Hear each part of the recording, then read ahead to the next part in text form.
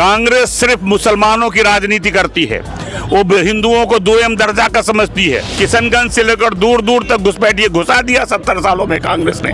हम जब निकालते हैं, जब सामान बात करते हैं नागरिकता की, तो वो बाप बाप करने लगते हैं, लोगों को भड़काने लगते हैं। क्यों? इस बार त्रिकोणीय मुकाबला है।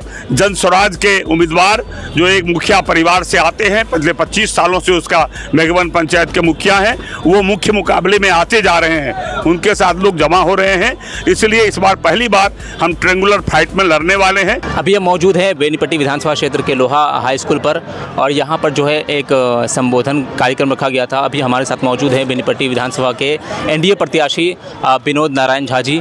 सर, इस बार आप जनता के बीच किन मुद्दों को लेकर के बीच में जाने वाले?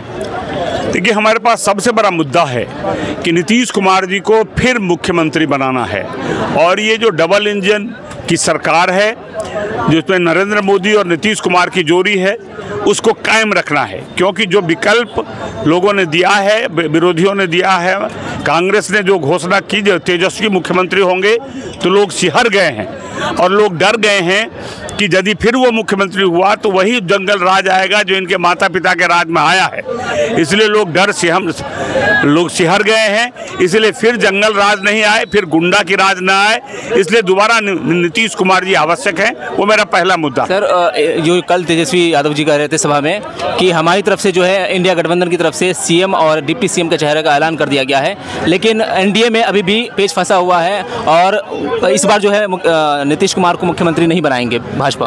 अरे, उनके कहने से बनाएंगे। हमारा तो घोषित मुख्यमंत्री है, जिनके नेतृत्व में लड़ रहे हैं वही नीतीश कुमार ने मुख्यमंत्री के उम्मीदवार हैं। वो 9वीं तक पढ़े हैं, तो उनको क्या पता लगेगा कि भाषा और शब्द का मतलब क्या होता है। हमारे मुख्यमंत्री बीटेक हैं एनआईटी से, वो है नीतीश कुमार। वो 9वीं फेल है, उनको पता नहीं चलता है किस बात का क्या माने है। उनके नेतृत्व में लड़ रहे हैं, उनके नेतृत्व में लड़ेंगे, जीतेंगे और मुख्यमंत्री बनेंगे नीतीश कुमार। सम्राट चौधरी जी जो हैं, उन पर जन स्वराज के जो प्रशांत किशोर हैं, उन्होंने हमेशा आरोप लगाया है कि वो जो है 10वीं फेल है, वो सर्टिफिकेट नहीं दिखा रहे हैं, वो सर्टिफिकेट दिखाएं। इस पर क्या कहेंगे आप? वो पीएचडी हैं। प्रशांत किशोर झूठ बोल रहे हैं। सम्राट चौधरी ने खंडन किया है। यदि उनको लगता है तो कोर्ट क्यों नहीं जाते हैं? हम लोग लालू यादव के खिलाफ आरोप लगाया, सारा होटल हम लोग कोर्ट गए, उनको कौन रोके हुए है? मुंह से तो आप किसी को गाली दे सकते हैं, तो गालीबाजी से राजनीति नहीं हो सकती है, इसलिए उनका कोई महत्व नहीं है। और वो सम्राट चौधरी जी ने अनेक बार उसका जवाब दिया है, उस जवाब से हम लोग संतुष्ट हैं। बेनीपट्टी में जो है बाढ़ जैसी समस्याएं अक्सर होती है और इस बार भी रही है, तो इसको लेकर के आप क्या प्लान है आगे? बाढ़ तो आ ही नहीं रही है। हम लोग चाहते हैं कि बाढ़ का आए, और बाढ़ का हम लोगों ने निदान किया है। बाढ़ से हमारे यहाँ छत से ज़्यादा लाभ होता है, सारी तैयारियां हो गई हैं, बाढ़ समस्या नहीं है। अब मूल समस्याएं पर हम लोगों का ध्यान है, बेनीपट्टी के विकास पर। नरेंद्र मोदी जी ने 2 NH वहाँ से गुजारा है, एक सिलीगुड़ी गोरखपुर और दूसरा है उच्चैठ से उग्रतारा। दोनों NH के अगल बगल में जो जगह बना है, उस जगह पर हम लोग दोबारा से नए औद्योगिक प्रांगण की स्थापना होगी और विकास के नए आयाम खुलेंगे। लोगों का उस ओर ध्यान है। विपक्ष आरोप लगाता रहा है कि भाजपा जो है हिंदू मुस्लिम की राजनीति करती है, जिस तरह यूपी में हो रहा है उसी तरह इस बार बिहार इलेक्शन में भी कोशिश हो रही है। क्या आप ऐसा मानते हैं? ये झूठ बोल रहे हैं विपक्षी ही। कांग्रेस सिर्फ मुसलमानों की राजनीति करती है, वो हिंदुओं को दोयम दर्जा का समझती है। राहुल गांधी ने विकास की बात नहीं की, उन्होंने वोट की चोरी की बात की। किसकी वोट चोरी होगी? बांग्लादेशी की, रोहिंग्या की, घुसपैठिया की? यहाँ तो सब लोग कह रहे हैं मेरे वोट देते, वोट हम लोगों ने दिया है। वो बात करते हैं हिंदू मुसलमानों की। भारतीय नरेंद्र मोदी तो सबका साथ सबका विकास की बात करते हैं, और सनातन भारत का धरोहर है। एनडीए और भारतीय जनता पार्टी सनातन के साथ खड़ी है, सनातन के साथ रहेगी।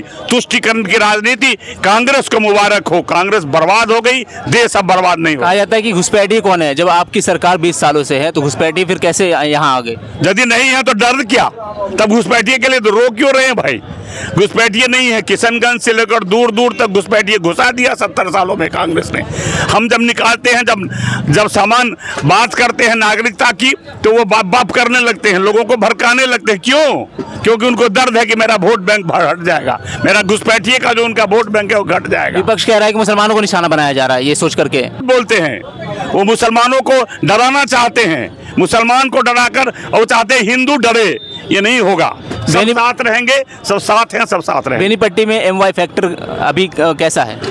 देखिए, बेनीपट्टी में एमवाई फैक्टर पूरी तरह टूट गया है। इस बार त्रिकोणीय मुकाबला है।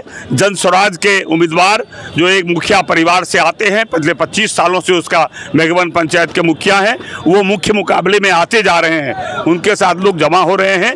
इसलिए इस बार पहली बार हम ट्रेंगुलर फाइट में लड़ने वाले हैं। भारतीय जनता पार्टी, एनडीए, कांग्रेस और जन स्वराज का जो उम्मीदवार है वो मुखिया परिवार से है। दो सवाल है मेरे। एक सवाल ये है कि बेनीपट्टी में जो है त्रिकोणीय मुकाबला हमेशा से रहा है, जेडीयू और भाजपा और कांग्रेस, लेकिन इस बार आप एनडीए के साथ है जेडीयू, और इस बार जन स्वराज ने भी अपनी पार्टी उतारी है, तो क्या लगता है आपकी प्रतिद्वंदी कौन है? आपको पता नहीं है, यहाँ 20 का चुनाव भी हम लड़े तो जेडीयू भाजपा साथ था, सिर्फ एक बार अलग लड़ी है। हम लोग 95 से जेडीयू भाजपा लगातार साथ हैं, एक बार को छोड़कर। कांग्रेस और राजद एक साथ लड़ती है, भाजपा जदयू एक दूसरी ओर लड़ती है, और हमारे मुकाबले में महागठबंधन आता है। इस बार तीसरा आ गया है, वो है जन स्वराज, जो त्रिकोणीय बना दिया है लड़ाई। आपको लगता है कि वो टक्कर देंगे? निश्चित रूप से। वो जिस परिवार से आते हैं, वो परिवार 25 सालों से मुखिया कैसे है मेघवन में, पंचायत समिति पर कैसे कब्जा है, बाकी जगहों पर भी उनका परिवार है। तो मुझे दिख रहा है कि ये त्रिकोणीय मुकाबला है, इस बार परवेज मुकाबले में है। लास्ट ऑप्शन है कि आप अगर फिर से अगर जीत कर आते हैं तो 3 ऐसे काम बताइए जो सबसे पहले करेंगे। देखिए, हमने तय किया है कि यदि हम इस बार, मुझे विश्वास है कि जनता मुझे मौका देगी पिछले बारों की तरह, तो सबसे पहला काम होगा कि अरेर को हम इस बार प्रखंड बनाएंगे, क्योंकि बेनीपट्टी थोड़ा बड़ा प्रखंड है। दूसरा काम है कि 2 NH नरेंद्र मोदी जी ने जो दिया है, उसके अगल बगल में हम औद्योगिक प्रांगण की स्थापना करवाएंगे और नए विकास के और नए शहरीकरण की ओर आगे बढ़ेंगे। तीसरा हमारा काम है, जो अभी एक अलाइनमेंट बना है रेलवे का, वो है, उसकी घोषणा हुई है निर्मली से सीतामढ़ी भाया जयनगर। हम लोग कोशिश करेंगे कि वो बेनीपट्टी क्षेत्र को टच करते हुए आगे बढ़े। चौथा हमारे दिमाग में है, इस बार सूखा पड़ने से मुझे लगा कोसी नहरों में पानी तो आ गया, लेकिन हर खेत को नहीं पहुंचा है, वो हम हर खेत को पहुंचाने का। बहुत बहुत शुक्रिया आपका बात करने के लिए।